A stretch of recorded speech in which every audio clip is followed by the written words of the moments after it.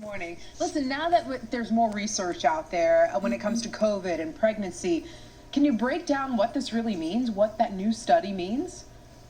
Well, just like you said with COVID-19, we do not know a lot, but we are learning more as we are further into this disease process. And now we can look at the cases that have been presented before. So the CDC obviously has looked at the cases in pregnancy when we talk about COVID-19, but there was a multi-center study that was done on 240 women. And what they're looking at really is the severity of the disease and what those outcomes would be. So with the study, they were able to find good news and bad news. And the good news is that there is not an increase of mortality when we compare pregnant women to non-pregnant women when we think of the actual disease.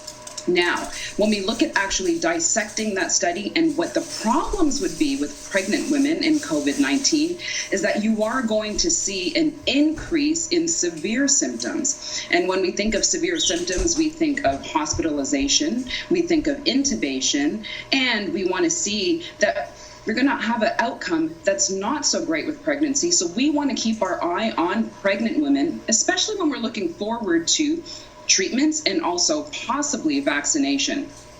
Wow. How does this news affect OBGYNs and hospitalizations? This affects hospitalizations, especially now in Texas when we're seeing another increase in numbers. We want to be aware and reassure our patients that this may possibly affect them when it comes to more severe disease.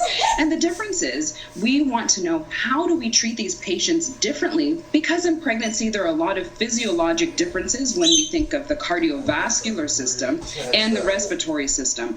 So if a woman is infected with COVID-19, these symptoms may be more severe in a pregnant woman than a not pregnant woman. So does this kind of impact the mode of delivery for pregnant women? The study did show that there's going to be an increase in C-sections when it comes to someone who is diagnosed with COVID-19. And also, we're also looking at preterm contractions and babies that are small for gestational age. And that means that possibly low birth rate. And when we factor in all those different outcomes, we have to now make sure that we're watching out for healthy outcomes for both mom and baby, specifically when they're diagnosed with COVID-19. Dr. Shepard, what are some other outcomes that you've seen with COVID when it affects pregnancy? So one of the things is that women will be asymptomatic, meaning that they may not show symptoms when they are positive for COVID-19. But the difference in pregnancy is many times a woman will go from asymptomatic to showing very severe symptoms very quickly.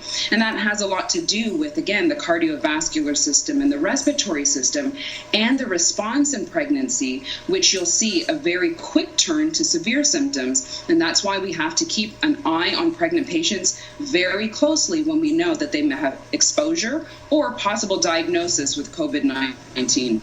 With the elevation of new COVID-19 cases and hospitalizations here in Dallas, what do you think are the best recommendations for pregnant women right now?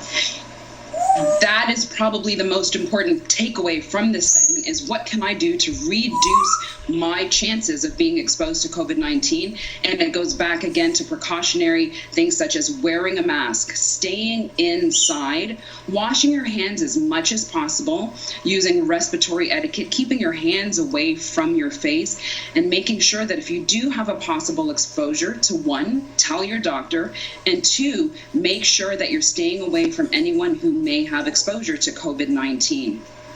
Dr. Shepard, good information there. I know you're joining us a little later in the show. I've got a lot of ladies sending in questions this morning wondering if now is an okay time to try to get pregnant. So don't answer that now.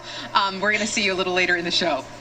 Sounds good. All right. Thank you so much. Kevin, take care, guys.